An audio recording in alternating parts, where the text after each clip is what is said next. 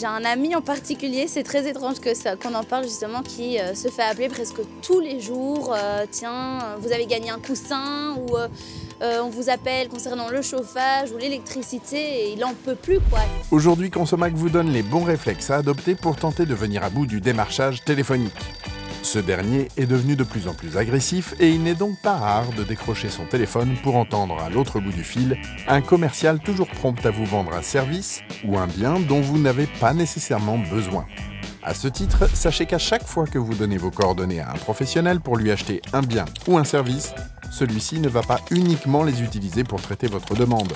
Et bien souvent, il va les céder à des tiers dans le but de prospection commerciale. Pour éviter ce genre d'appel, il ne faut pas hésiter à s'opposer systématiquement à la cession de ses coordonnées à des tiers dans un but de prospection. On peut faire valoir son opposition sur les annuaires et on peut s'inscrire sur la liste anti-prospection Blocktel.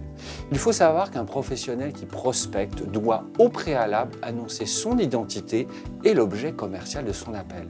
À ce moment-là, il ne faut pas hésiter à lui expliquer qu'on n'est pas intéressé, qu'on ne veut plus être appelé. On note ses coordonnées, son numéro de téléphone et on met fin à l'appel. Et si on est inscrit sur Blocktel, eh bien on signale à Blocktel cet appel pour ne plus être ennuyé.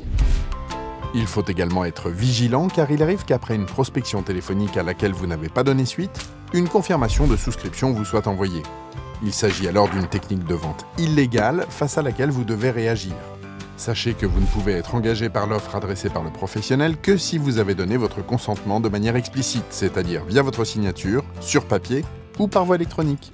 Dans ce cas-là, il ne faut pas hésiter à contester par courrier recommandé auprès du professionnel l'existence même de ce contrat.